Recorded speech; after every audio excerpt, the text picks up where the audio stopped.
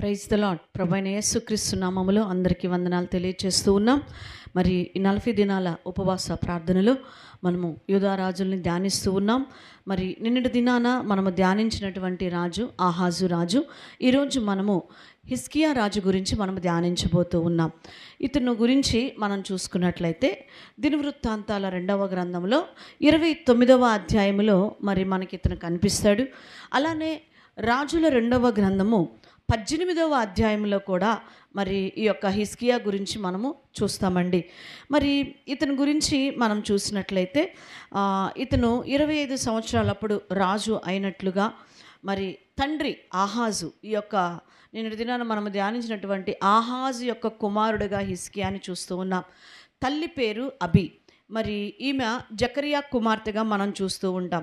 ఈరోజు నేను హిజ్కియాలో 3 విషయాలు నేను మీకు తెలియచేస్తాను. ఒకటి, హిజ్కియా యొక్క గుణ లక్షణాలని నేను మీకు ఈరోజు తెలియచేస్తాను. ఆ రాజు యొక్క గుణ లక్షణములు, ఆ గుణం ఏమిటి, ఎలాంటి లక్షణాలు కలిగి ఉన్నాడు అనేటువంటి ఫస్ట్ ఒక అంశాన్ని నేను మీకు తెలియచేయబోతూ ఉన్నాను. మొట్టమొదటిగా మనం చూసుకున్నట్లయితే ఇతని యొక్క గుణ లక్షణాలని చూస్తే హిజ్కియా మరి పూర్ణముగా నీతిని అనుసరించును అని దేవుని యొక్క వాక్యం మనకి సెలవిస్తూ ఉన్నది. రాజుల 2వ గ్రంథంలో 18వ అధ్యాయంలో 3వ వచనంలో చూస్తాము. అతడు యెహోవా దృష్టికి పూర్ణముగా, చూడండి, అంటే నేను చెప్పే ప్రతి రిఫరెన్స్ కూడా మీరు చదువుకోనండి, చక్కగా అక్కడ రాయబడుతూ ఉంటుంది. హిజ్కియా యొక్క గుణ లక్షణాలని మనం ధ్యానిస్తున్నాం. హిజ్కియా గురించి మనం పలుమార్లు దేవుని వాక్యాన్ని విన్నాం. దేవుని యొక్క వాక్యంలో ప్రార్థన చేసి పొందుకున్న వ్యక్తుల్లో హిజ్కియా మనకు కనిపిస్తాడు. మామూలుగా పొందుకోలేదు, ఆయుష్ను పొందుకున్న వ్యక్తి హిజ్కియా కదా. సో కాబట్టి హిజ్కియా గురించి పలుమార్లు నువ్వు ధ్యానించి ఉండొచ్చు. అయినను దేవుడు ఒక వ్యక్తి గురించి పదే పదే కూడా మనతో మాట్లాడుతూ ఉంటారు. ఇతను పూర్ణముగా నీతిని అనుసరించినట్లుగా చూస్తున్నాం. సగం సగం, కొంచెం కొంచెం అనుసరించినట్లుగా లేదు, సంపూర్ణముగా నీతిని అనుసరించిన వాడిగా ఉన్నాడు. ఈరోజు నీ జీవితంలో కూడా మరి దేవుని సన్నిధిలో సంపూర్ణముగా నీతిని వెంబడించే బిడ్డగా ఉండాలి. మన నీతి మురికి గుడ్డ పెళ్ళికని మీకు ఎప్పుడు తెలియచేస్తూ వచ్చినాం. నీతి అయిన దేవుని మనం వెంబడించేటువంటి వారముగా ఉండాలి. రెండవదిగా ఇతను మనం చూస్తే అక్కడ గుణ లక్షణాల్లో రెండో విషయం చూస్తే విగ్రహారాధనను ఖండించినట్లుగా కూడా మనం చూస్తూ ఉంటాం. ఆ యొక్క 4వ వచనంలో మనం చదువుకుంటాం. ఉన్నత స్థలములను కొట్టివేసి విగ్రహములను పగులగొట్టి దేవతా స్తంభములను పడగొట్టాడు. కానీ ఇవన్నీ ఎవరు కట్టించారు? వాళ్ళ నాన్న కట్టిటని మనం నిన్న దినాన్ని ధ్యానించాం కదా. అసలు ఎక్కటంతో అసలు మొత్తం కట్టించేసేసేటం స్టార్ట్ చేశాడు. భయంకరంగా విగ్రహాలను కట్టించేయటం, ఆ విగ్రహాలను తీసుకెళ్ళి ఎక్కడ పెట్టేశాడు? మందిరంలో పెట్టేయటం అంతా చూస్తూ వచ్చాం. కానీ హిజ్కియా రాజు అయిన వెంటనే ఇతనిలో ఉన్న లక్షణం, మరొక లక్షణం ఏంటి అంటే విగ్రహారాధన ఖండించేసేసాడంట. అంతేకాదండి, 5వ వచనములో దేవుని యందు విశ్వాసముంచిన వాడు, అతడు ఇశ్రాయేలీయుల దేవుడైన యెహోవా యందు విశ్వాసముంచిన వాడని చూస్తున్నాం. ప్రియ దేవుని బిడ్డ, హిజ్కియా దేవుని యందు విశ్వాసము గలవాడుగా ఉన్నాడు. నీ జీవితంలో గొప్ప కార్యాలు జరగాలి అంటే అది విశ్వాసము వలన మాత్రమే మనం పొందుకుంటాం. విశ్వాసము లేకుండా దేవునికి ఇష్టలుగా మనము జీవించలేం. విశ్వాసపూరితమైన ప్రార్థన రోగిని స్వస్థపరుస్తుందని దేవుని వాక్యం సెలవిస్తుంది. ఈరోజు ప్రార్థన చేస్తావు కానీ విశ్వాసాన్ని పెంచుకోలేకపోతూ ఉన్నావు. ప్రార్థన చేస్తావు, మళ్ళీ అవిశ్వాసంగా అయిపోతూ ఉంటావు. ఈరోజు ఎంత ప్రార్థన చేస్తుంటావో అంత విశ్వాసాన్ని కూడా పెంచుకొని జీవితంలో, అప్పుడే దేవుని కార్యాలు మనము చూడగలుగుతాం. అంతేకాదండి, 6వ వచనంలో మనం చూస్తే యెహోవాను హత్తుకొనెను అని మనం చూస్తూ ఉన్నాం. అతడు యెహోవాతో హత్తుకొని ఏం చేశాడంటండి? హత్తుకున్నాడు, దేవుణ్ణి హత్తుకున్నాడు. నువ్వు దేన్ని హత్తుకుంటున్నావు? పాపమును హత్తుకుంటున్నావు. పాపమును నువ్వు విడిచిపెట్టట్లేదు, లోకమును హత్తుకొని విడిచిపెట్టట్లేదు. ఇంకా దాని నుంచి నువ్వు బయటికి రాలేకపోతూ ఉన్నావు. శరీరాశల్ని హత్తుకుంటున్నారు, వ్యభిచార ఆత్మను హత్తుకొని జీవిస్తున్నారు, ధనాపేక్షను హత్తుకొని విడిచిపెట్టట్లా, ఆదివారం కూడా విడిచిపెట్టట్లా, ప్రార్థనలో విడిచిపెట్టట్లా, వారి జీవితంలో దేవునికి దూరం అయిపోతూ ఉన్నారు. కానీ హిజ్కియా ఎవరిని హత్తుకున్నాడంట? దేవుణ్ణి హత్తుకున్నటువంటి బిడ్డగా మనం చూస్తూ ఉన్నాం. హత్తుకున్నటే కాదు, ఆ 6వ వచనంలోనే ఆయనను వెంబడించుటలో వెనుతీయలేదు అని మనం చదువుకుంటూ ఉన్నాం. వెనకంజ వేయలేదంట ఆయన వెంబడించే విషయంలో. ఎక్కడా కూడా వెనక తీయలేదు. మనం ఏం చేస్తుంటారు, చాలామంది ఏం చేస్తుంటారు వెంబడించే విషయంలో, ఒక 2 రోజులు వెంబడిస్తే మూడో రోజు మూలన పడిపోతారు కదా. దేవుని వెంబడించే విషయంలో జీవితకాలం వెంబడించలేరు వీళ్ళు. చాలామంది వెనక్కి జారిపోతూ జారిపోతూ జారిపోతూ ఉంటారు. చివరికి నిలబడేది కొద్దిమందే నిలబడుతూ ఉంటారు. ప్రారంభము చాలామంది జీవితాల్లో ప్రారంభం. అందుకే అంటాడు దేవుడు, కార్యారంభము కంటే కార్యాంతము మేలు అంటాడు. చివరి వరకు మనము నిలబడాలి. దేవుని వెంబడించే విషయంలో ఏమాత్రం వెనకంజ వేయలేదంట. దేన్నైనా కోల్పోవటానికి ఇష్టపడ్డాడు కానీ వెనకంజ వేయటానికి ఇష్టపడలేదంట హిస్కియా. అంతగా దేవుణ్ణి వెంబడించినటువంటి వాడుగా ఉన్నాడండి. అంతేకాదు తన జీవితంలో దేవుని ఆజ్ఞలను అనుసరించాడంట. ఆయన మోషేకు 6వ వచనంలోనే ఆయన మోషేకు ఆజ్ఞాపించిన ఆజ్ఞలన్నిటినీ గాయకొని చూడెను. చూడండి ఎన్ని మంచి లక్షణాలు హిస్కియాలో ఉన్నాయో కదా. మరొక లక్షణం అయితే దేవుణ్ణి ఆరాధించువాడు అని దినవృత్తాంతాలు 2వ గ్రంథం 29-20లో చూస్తూ ఉంటాం. దేవుణ్ణి ఏం చేస్తూ ఉన్నాడు? ఆరాధిస్తున్నాడు. కానీ తన తండ్రికి ఆపోజిట్గా ఉన్నాడు కదా. కంప్లీట్గా తన తండ్రికి ఆపోజిట్గా జీవిస్తూ ఉన్నాడు. ఈయన చాలా ఆపోజిట్గా ఉన్నాడు. ఇక్కడ ఆహాజు ఏమో రాజైన వెంటనే భయంకరంగా విగ్రహారాధన ప్రారంభించేశాడు. ఆ దేవాలయంలో విగ్రహాలను పెట్టించేశాడు. దేవాలయంలో ఉన్న సొమ్మంతా వాడేసేసుకున్నాడు. మొత్తం ఇలాంటి పనులు చేస్తే హిస్కియా మాత్రము తన కడుపున పుట్టినప్పటికీ కూడా ఎంత మంచి లక్షణాలు. బహుశా తన తల్లి అబి అంట, ఆమె జకర్యా కుమార్తె అంటారు. జకర్యా కుమార్తెగా చూస్తూ ఉన్నాం. మరి ఆ వంశంలో వచ్చినటువంటి బిడ్డగా మనం చూస్తూ ఉన్నాం. ప్రియ దేవుని బిడ్డ, బహుశా ఆ తల్లి ప్రార్థనేనండి, ఆ తల్లి కన్నీటి ప్రార్థన. ఈ బిడ్డ ఎంత పరిశుద్ధంగా ఇతను నిలవబడ్డాడో చూడండి. ఈరోజు దేవుని సన్నిధిలో మనము చూస్తూ ఉన్నాము. హిస్కియా యొక్క లక్షణాలని మనం చూస్తూ వచ్చాము.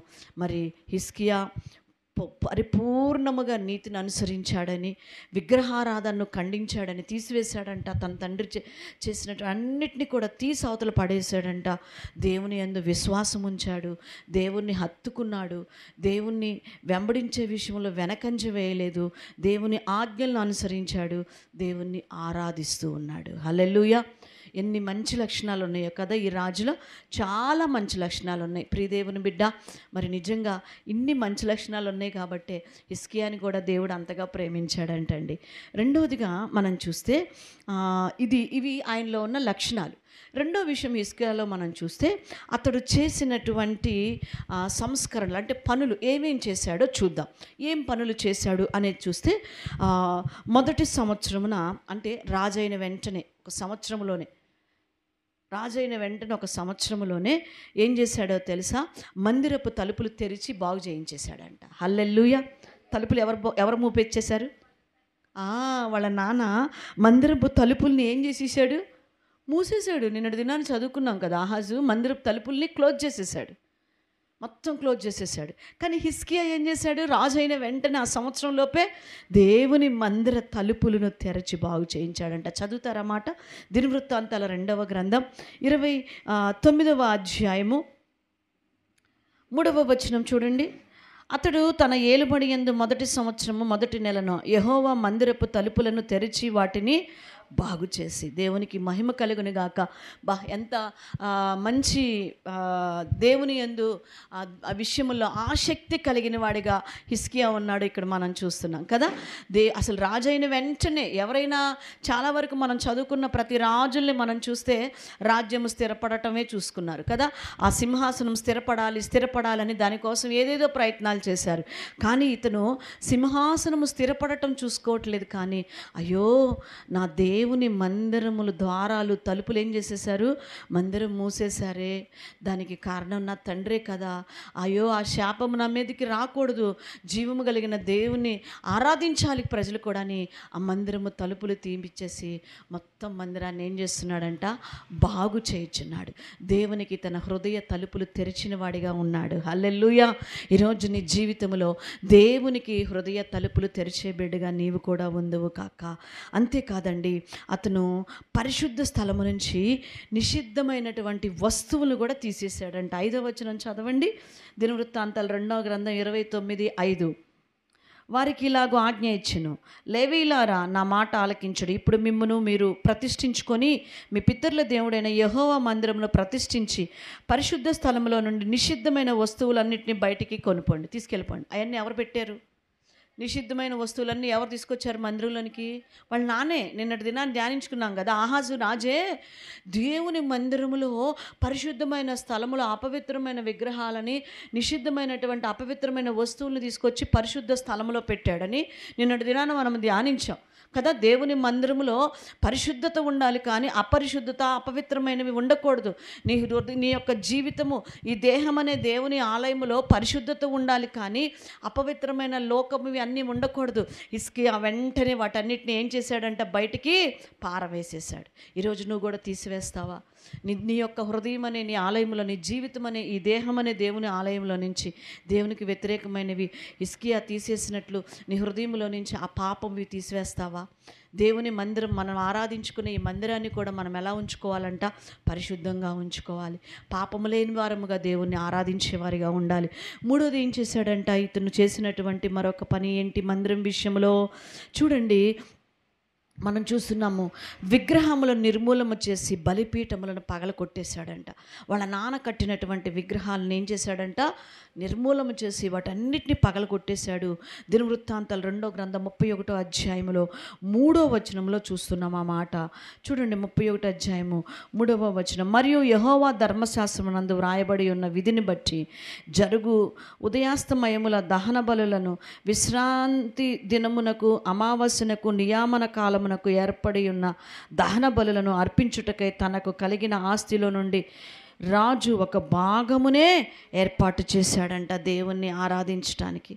అది మొత్తము తీసివేసేసినట్లుగా, దేవుణ్ణి మహిమపరుచుతున్నట్లుగా మనము చూస్తూ ఉన్నాం. మరొక విషయాన్ని మనం చూసుకున్నట్లయితే దినవృత్తాంతాల 2వ గ్రంథంలో 31వ అధ్యాయము 4-5 వచనాల్లో మనం చదువుకున్నట్లయితే దేవుని యొక్క ఆజ్ఞలను, కట్టడలను ప్రజలకు బోధించి వారు చేయునట్లుగా చూసుకున్నారంట. చూడండి, మరియు యెహోవా ధర్మశాస్త్రమును బట్టి యాజకులను, లేవీలను ధైర్యము వహించి తమ పని జరుపుకున్నట్లు ఎవరి భాగములను వారికి ఇయ్యవలసినదని యెరూషలేములో కాపురమున్న జనులకు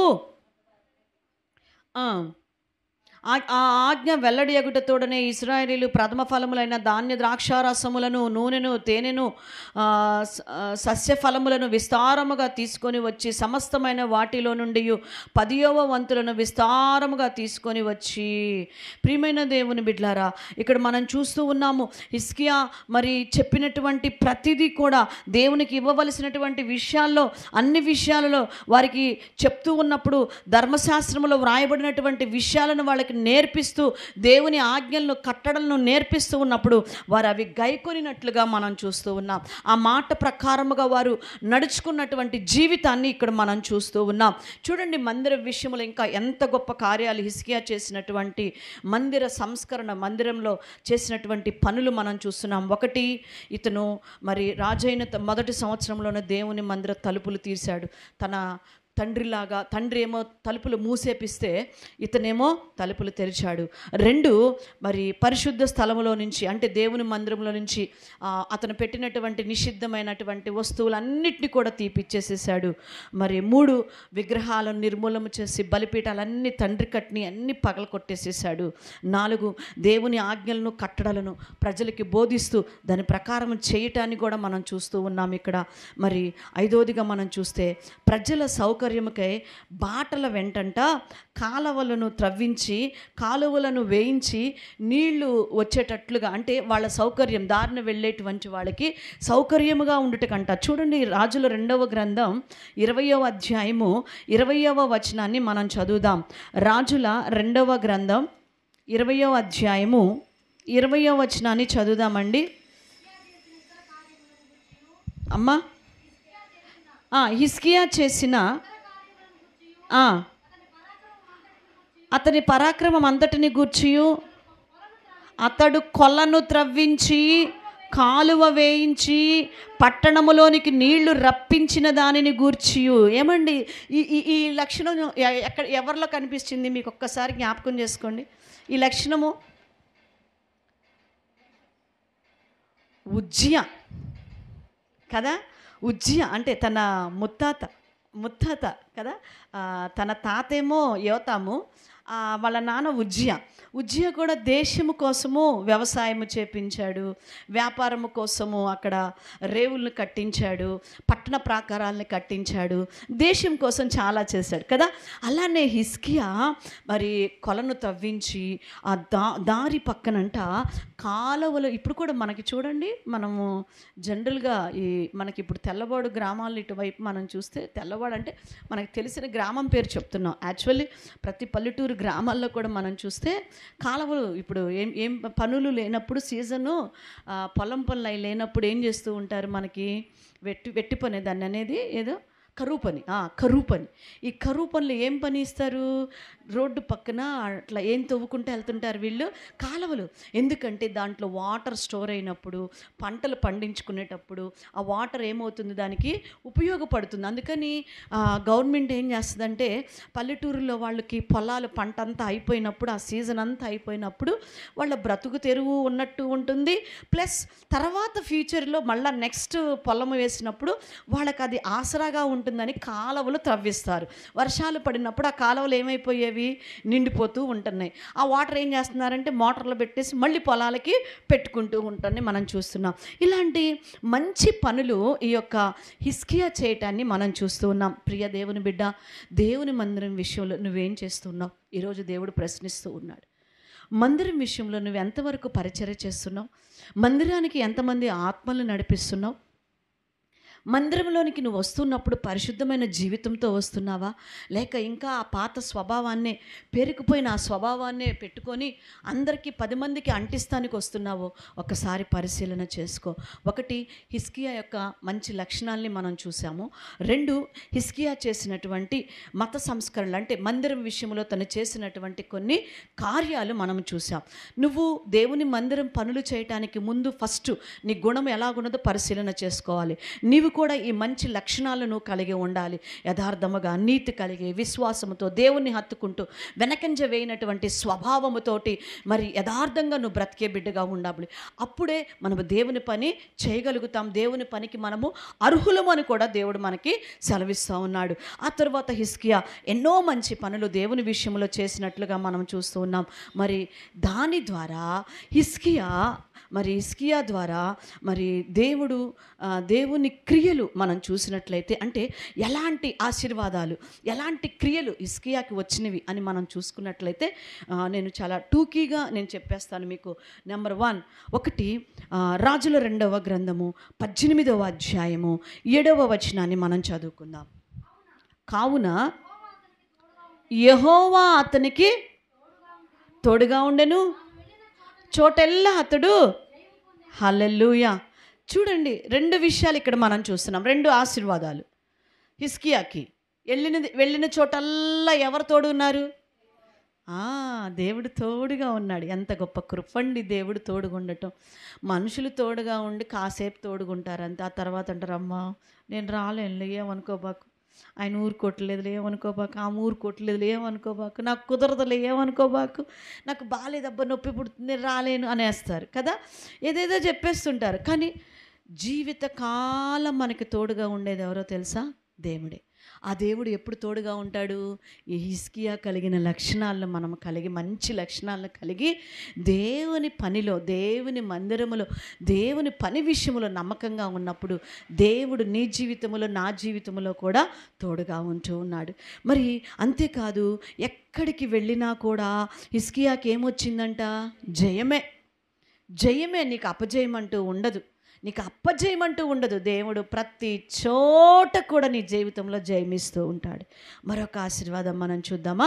అదే రాజుల 2వ గ్రంథం 20వ అధ్యాయంలో 5వ వచనాన్ని మనం చదువుకుందాం. నీవు తిరిగి నా ప్రజలకు అధిపతి అయిన హిజ్కియా యొద్దకు పోయి అతనితో ఇట్లనుము, దావీదునకు దేవుడగు యెహోవా నీకు సెలవిచ్చున్నదేమనగా, నీవు కన్నీళ్లు విడుచుట చూచి తిని నీ ప్రార్థన అంగీకరించి ఉన్నాను. హల్లెలూయా. రోగము నుంచి తప్పించబడ్డాడు. హిజ్కియాకి మరణకరమైన రోగము కలిగిందని 1వ వచనంలో చదువుతున్నాం. ఏం రోగం అంటే అది? ఏం రోగం? చాలామంది తిడతారు, ఏం రోగం వచ్చిందే నీకు, అట్ట సుత్తున్నావు, అట్ట పని చేస్తున్నావు, అట్ట వెళ్తున్నావు, అట్ట తింటున్నావు, ఏం రోగమే నీకు, అట్ట తింటున్నావు, అట్లా తిడుతూ ఉంటారు కదా. ఇతనికి కూడా ఒక రోగం వచ్చేసింది. ఏంటా రోగం? మరణం, చచ్చిపోయే రోగం వచ్చేసింది. ప్రియమైన దేవుని బిడ్డలారా, ఆ రోగం వచ్చినప్పుడంట దేవుని దగ్గర ఏడిచాడంటండి, ప్రార్థన చేసుకున్నాడంట. ప్రభా, నా లక్షణాలు నీకు తెలుసు, నేను ఎంత యథార్థంగా ఉన్నానో, నిన్ను ఎంత హత్తుకున్నానో, నీకు ఎంత నమ్మకంగా ఉన్నానో, నేను వెనకంజ వేయకుండా నిన్ను హత్తుకొని నీతో కలిసి నేను జీవించిన జీవితం నీకు తెలుసు కదా ప్రభా, ఒకసారి నన్ను జ్ఞాపకం చేసుకోవా, నేను జీవించిన జీవితాన్ని జ్ఞాపకం చేసుకొని ఒక్కసారి నా మీద నీ కృపరానివా అని ప్రార్థన చేసుకుంటే అసలు దేవుడు మనసు అంటే అలా కరిగిపోయిందంటండి. ఆయన ప్రార్థన చేస్తుంటే, హిజ్కియా ఏడుస్తుంటే కన్నీరు విడిచి ప్రార్థన చేశాడంట. ఏం చేశాడు? నీవు కన్నీళ్లు విడుచుట చూచి తిని. ఆయన ఏడుస్తున్నాడంట. సేవకుడు వచ్చాడు, పాస్టర్ గారు వచ్చేసి, ఏ పాస్టరు? యెషయా పాస్టర్ గారు వచ్చేసి అమ్మ చెప్పేశాడు. ఏమని? ఆయన దగ్గరికి వెళ్ళి, ఇదిగో హిజ్కియా, దేవుడు చెప్పమంటున్నాడయ్యా, నువ్వు రోగివైపోయావు కదా, ఇక నీవు కుదరని రోగంతో నువ్వు చచ్చిపోబోతున్నావు, నీ టైం అయిపోయిందంట, నువ్వు ఇల్లు చక్కబెట్టేసుకో, సర్దుకో, ఇంకేదన్నా ఉందేమో సర్దేసుకో అని చెప్పేసి ఆ పాస్టర్ గారు వెళ్ళిపోతూ ఉన్నాడంట. ఎవరికి? రాజుగారి లోపల ఉన్నటువంటి హిజ్కియా రాజుకి చెప్పేసి వచ్చేస్తూ ఉన్నాడు దేవుని సేవకుడు. ఇంతలోనే హిజ్కియా గోడ తట్టు అంటే దేవుని వైపు తిరిగి, ఏమైపు అండి? దేవుని వైపు తిరిగి ఆయన మీద అనుకొని అడుగుతూ ప్రార్థన చేస్తున్నాడు. ప్రియ దేవుని బిడ్డ, ఈ ప్రార్థన నీ జీవితంలో ఉందా? ఎప్పుడు రొటీన్ ప్రార్థన చేయకూడదు. మనము ఎప్పుడు కూడా ఆ ప్రార్థనలో, కొంతమంది ప్రార్థనలో జీవం ఉండదు, ఉజ్జీవం ఉండదు. ఆ ప్రార్థనలో ఏదో వల్లిస్తూ ఉంటాము. ఈరోజు నీ ప్రార్థనలో జీవం ఉండాలి, ఉజ్జీవం ఉండాలి, యథార్థత కనపడాలి. నీ ప్రార్థనలో విశ్వాసం కనపడాలి. నీ ప్రార్థనలో దేవుణ్ణి అడుగుతున్న ఆ విధానమును చూసి అసలు ఆ హృదయం అలా కరిగిపోవాలంతే. ఆ కానాను స్త్రీ అడుగుతూ ఉంటే యేసుప్రభువు వారి హృదయం కన్నా ఫస్ట్ ఎవరి హృదయం కదిలిపోయిందో తెలుసా? శిష్యుల హృదయం కదిలిపోయి శిష్యులు అంటున్నారు, ఏంటి ప్రభు, ఆమెకి ఏదో ఒకటి చేసి పంపించిన ఆయన అంటున్నారు, ఏదో ఒకటి చేయను ఆయన అంటున్నారు. ప్రియ దేవుని బిడ్డ, ఈరోజు నీవు కూడా దేవుని సన్నిధిలో ఇలా మొరపెట్టడానికి నువ్వు నిజంగా యథార్థంగా జీవించావా? నీతి కలిగి జీవించావా? యెహోవాని హత్తుకున్నావా? యెహోవాని వెనక తీక వెంబడించావా? దేవుని యొక్క ఆ విగ్రహాలను నీ హృదయంలో నుంచి తీసివేసావా? ఆజ్ఞల్ని గైకొన్నావా? ఈ లక్షణాలు నీలో ఉంటే నువ్వు కూడా చేతులెత్తి, ప్రభా, ఇది నాకు ఈ అనారోగ్యం మీద జయమేవా, నా బిడ్డల మీద జయమేవా, నేను నీ కొరకు ఎలా జీవించానో, ఎలా పరిగెత్తానో నీకు తెలుసు కదా ప్రభా అని దేవుని నువ్వు అడుగుతూ ఉంటే ఆయన హృదయం అలా వెన్నపూసలా ఏమైపోతుందంట, అంతే. మంచు ఎండకి ఏమైపోతుంది? కరిగిపోతుంది, అంతే. హిజ్కియా అలా తిరిగి ఈ మాటలే చెప్పాడు. కావాలంటే నేను కొంచెం 2 మాటలు మీకు ఆ మాటలు చదువుతాను చూడండి. మొదటి వచనం, 20వ అధ్యాయం మొదటి వచనంలో చదువుతున్నా. ఆ దినములలో హిజ్కియాకు మరణకరమైన రోగము కలగగా ఆమోజు కుమారుడును ప్రవక్తయునైన యెషయా అతని యొద్దకు వచ్చి, నీవు మరణమవుచున్నావు, బ్రతుకువు కనుక నీవు నీ ఇల్లు చక్కబెట్టుకొనుమని యెహోవా సెలవిచ్చుచున్నాడని చెప్పగా, అతడు తన ముఖము గోడ తట్టు త్రిప్పుకొని, యెహోవా, యథార్థ హృదయుడు సత్యముతో నీ సన్నిధిని నేనెట్లు నడుచుకుంటునో, నీ దృష్టికి అనుకూలముగా సమస్తమును నేనెట్లు జరిగించుతునో కృపతో జ్ఞాపకము చేసుకొనుమని హిజ్కియా కన్నీళ్లు విడుచుచు యెహోవాను ప్రార్థించెను. అంతేనా? ఇంకంతకంటే ఎక్కువ ప్రార్థన చేశాడా? ఏం ప్రార్థన చేశాడు? తన జీవించిన జీవితాన్ని ఎత్తి ఎవరి దగ్గర చూపిస్తున్నాడు? దేవుని దగ్గర. హల్లెలూయా. మరి నిజంగా ఆయన సమూహములో నువ్వు జీవించిన ఆ జీవితాన్ని ఎత్తి దేవుని దగ్గర మనం చూపించగలమా? చెప్పగలమా? ప్రభా, నా యవ్వన ప్రాయంలో, నా టీనేజీలో నేను సమర్పించుకొని, నువ్వు కావాలి అని, నీ సేవ కావాలి అని, నీ కొరకు నేను పరిగెత్తాలి అని నేను వచ్చిన నా జీవితాన్ని ఒక్కసారి జ్ఞాపకం చేసుకో ప్రభువా. నేను అడుగుతాను నా దేవుణ్ణి. నిజమే, నాలో కొన్ని మైనస్లు ఉన్నాయి, కొన్ని పొరపాట్లు ఉన్నాయి, అయినను నువ్వు కృప చూపే దేవుడు కదా. నన్ను విడిచిపెట్టేస్తావా? నీ కోసం నేను బ్రతికిన బ్రతుకు, నీ కొరకు నేను పడిన నిందలు, అవమానాలు, ఎన్నో కరువులు, ఎన్నో తిండి లేని పరిస్థితులు, నిద్రలేని పరిస్థితులు, ఎంతో భయంకరమైన పరిస్థితులు నా జీవితంలో ఎదురైనాయి ప్రభువా.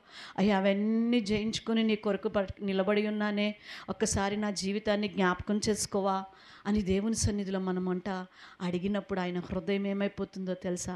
కరిగిపోతుంది. హల్లెలూయా. మన దేవుడు చాలా ప్రేమ కలిగిన దేవుడు.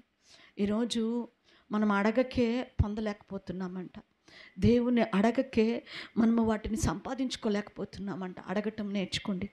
అలా అడగగానే దేవుని హృదయం అలా మారిపోయిందంటండి. మారిపోయి ఏమంటున్నాడో తెలుసా? ఆ సేవకుడు వెళ్ళిపోతూ ఉంటుంటే ఆ సేవకుడు అంట అలాగ దిగి ఆ నడిమి శాలలో నుండి అవతలకు వెళ్ళక మునిపే, అంటే రాజుగారికి చెప్పి సగం దూరం వెళ్ళాడు, ఆ కోటలోనే ఉన్నాడు, ఇంకా కోట కూడా దాట్లా వెళుతూ ఉన్నాడు. వెళుతూ ఉండంటే మళ్ళీ దేవుని స్వరం వినబడుతుంది. ఏం వినబడుతుందో తెలుసా?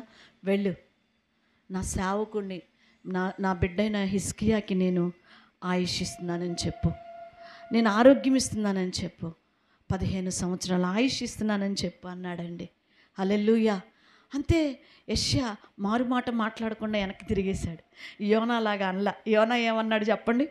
యోనా నినివే పట్టణ ప్రజల్ని బాగు చేస్తే దేవుడు వాళ్ళ ప్రార్థన విని వాళ్ళ మీదకి రానుద్దేశించిన కీడు రాకుండా ఆపివేసినందుకు యోనా ఏమడిగాడు దేవుణ్ణి? నాకు తెలుసు నువ్వు ఇదేదో చేస్తావని, నాకు తెలిసే నువ్వు క్షమించే దేవుడు, వాళ్ళ మీద ఇలాంటి కృప ఏదో చూపుతామని తెలిసే నా పాటికి నేను ఈ నినివేకి రాకుండా నేను ఎడిపోతున్నాను, తర్షీషుకు పోతున్నా, అనవసరంగా మీరు నన్ను ఇక్కడికి తీసుకొచ్చావని దేవుడిని అడిగాడు. కానీ యెషయా అన్నాడా? అల్లా. దేవుడు చెప్పు అంటే సరే ప్రభా. సేవకుల బాధ్యత ఏంటంటే అంతేనండి. దేవుడు వెళ్ళు అంటే వెళ్ళాలి, ఆగు అంటే ఆగాలంతే. కొన్ని చోట్లకి నేను వెళ్ళాలి అనుకుంటా, కొన్ని గృహాలకి నేను దర్శించాలి అనుకుంటా, కానీ దేవుడు చెప్తూ ఉంటాడు, నో, కొంతకాలం ఆగు, వెయిట్ చేయి. ఎందుకంటే ఆ ఊపులో వెళ్ళినప్పుడు, కొన్నిసార్లు నాకు ఇష్టంగా వెళ్ళినప్పుడు కొన్ని పర్యాయాలు నేను కొన్ని అక్కడ ఎదుర్కోవాల్సి వస్తూ ఉంటానన్నమాట. అవి తట్టుకోలేనటువంటి పరిస్థితులు, కొన్ని నష్టాలు ఎక్కువ అవుతాయి నేను వెళ్ళినప్పుడు లాభాల కన్నా కూడా. అందుకే దేవుడు అంటుంటాడు, నో, ఆగు. ఎంత మంచి దేవుడో మనకి చెప్తూ ఉంటాడు. ప్రియ దేవుని బిడ్డ, నువ్వు కూడా దేవుణ్ణి హత్తుకుంటే నీ దేవుడు నువ్వు నడవలసిన మార్గాన్ని చూపించే దేవుడు. నీకు ఎలాంటి జీవితము కావాలో, ఎలాంటి ఆశీర్వాదము కావాలో దేవుడికి తెలుసు. ఆయన వచ్చి చెప్తున్నాడు, నేను నీ రోగమును బాగు చేశాను. అంతేకాదు, హిజ్కియా 6వ వచనంలో అంటూ ఉన్నాడు, ఇంకా 15 సంవత్సరముల ఆయుష్ నీకు ఇచ్చేదను. హల్లెలూయా. నీ ఆయుష్ ఎన్ని సంవత్సరాలు నీకు తెలుసా? గ్యారంటీ ఉందా? హిజ్కియాకు ఉంది. ఆయుష్ గ్యారంటీ పొందిన ఒకే ఒక్క ఏకైక వ్యక్తి ఎవరో తెలుసా? హిజ్కియా. హల్లెలూయా. ఆయనకి ఇంకా సర్టిఫికేట్ రాసి ఇచ్చేశారు, అంతే. అగ్రిమెంట్ వచ్చేసింది, దేవుని దగ్గర నుంచి సైన్ వచ్చేసింది. 15 years గ్యారంటీ పోయి ఇంకా 15 సంవత్సరాలు ఇంకా బతుకుతావు, నువ్వు ఏం భయపడబాక అన్నాడు. 15 years ఇచ్చేసేసాడు దేవుడు. గ్యారంటీ కార్డు పట్టుకొని తిరుగుతున్నాడు. ఇంకా ఆయన ఎక్కడికి పడితే అక్కడికి తిరుగుతున్నాడు ఆ కార్డు పట్టేసుకొని. ప్రియదేవుని బిడ్డ, 29 సంవత్సరాలు పాలించాడంటండి మన ఈ యొక్క రాజు. చూడండి, అక్కడే చదువుతున్న 6వ వచనంలోనే కదా. మరియు నా నిమిత్తము, నా సేవకుడైన దావీదు నిమిత్తము ఈ పట్టణమును నేను కాపాడుచు నిన్నును ఈ పట్టణమును అష్షూరు రాజు చేతిలో పడకుండా నేను విడిపిస్తాను అంటూ ఉన్నాడు. నేను విడిపిస్తాను. ప్రియమైన దేవుని బిడ్డలారా, చూడండి ఎంత గొప్ప కృపని ఈ యొక్క మరి హిజ్కియా సంపాదించగలిగినాడండి. ఎంత గొప్ప కృపని హిజ్కియా రాజు సంపాదించగలిగాడు. దేవుని కృపను, మంచి ఆశీర్వాదాలు పొందుకున్నాడు.